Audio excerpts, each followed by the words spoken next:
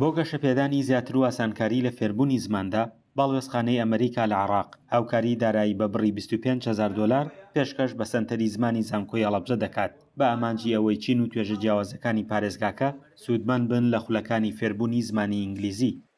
پەیوەندیەکانی دەرەوەی باڵوێزخانەی ئەمریکا لە بەغا گرانتێکی 25,000 دلاریان پێبەخشین بە مەبەستی پەرەپێدانی زمانی ئینگلیزی لە پارێزگای هەڵەبجە بە شێوەیەکی گشتی کە سەرجەم چین و توێژەکان بگرێتەوە و ئینشاءالله لە هەوڵدان کە ئەم پرۆسەش بخەینە بواری جێبەجێکردنەوە و ئیشی لەسەرەکەی.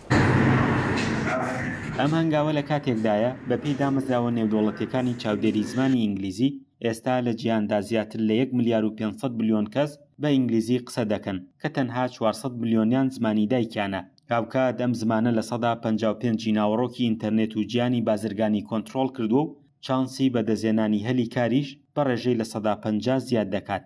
ڕۆژانە بەپێی ئامارەکان 10 وشە زیاتر وەکو چەمکی تازەیەتە ناو زمانی ئینگلیزیەوە. مەژ ئەمانای وایە هەرە زیندوترین و هەرە مەرغوبترین زمان لە ئاستی جیهانیا ئێستا هەر زمانی ئینگلیزیە.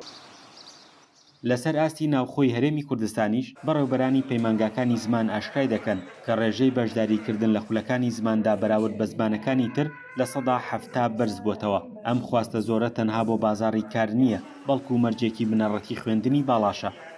ئەو بەڕێزانەی کە لە خوێنی باڵان یان ئەوانەی کە بەنیازن لە خوێنی باڵایە بخوێنن بۆ بڕوانامەی ماستەر و دکتۆرا پێویستە بڕوانامەی ئینگلیزیان هەبێت. بەشداربوونی خولی فێربوونی زمانی ئینگلیزی ساڵ بە ساڵ ڕووی هەڵکشانە. ئێمە سەرەتا پەیمانگامان کردو لەم شارە 2012 کە خولمان ڕاگەیران تەمان بەشداربووی خولی فێربوونی زمانی ئینگلیزی هەبوو بەنهەجی قوتابخانەشمان هەبوو. ئێمە هەر مۆڵەتەکەمان بەو ناوەوە یان بۆ لەسەرەوە ئەساسە ئیشەکەین. بەشداربوونی خولی منهەجی قوتابخانە بۆ نمونەگە 100 تەلەبە بەشداری بکردایە 70 تەلەبە بۆ منهەجی قوتابخانە ڕۆی 30 تەلەبەی مەسەلەن بۆ فێربوونی زمانەوە. بەڵام ئێستا ڕێک عکس بۆ تۆ ڕێژەکە بە تایبەتی لەم 2 ساڵی ڕابردووە. ئەم پاڵپشتیە نوێیی باڵوێزخانەی ئەمریکا بۆ زانکۆی هەڵەبجە تەنها دەواازەیەک نییە بۆ بەرزکردنەوەی توانای ئەکادیمی گەنجانی دەڤەرەکە بەڵکو پردێکیشە بۆ بەستنەوەی مێژوو ناسنامەی پارێزگاکە بە بازاڕی کار و ناوەندە زانستیەکانی جیانەوە.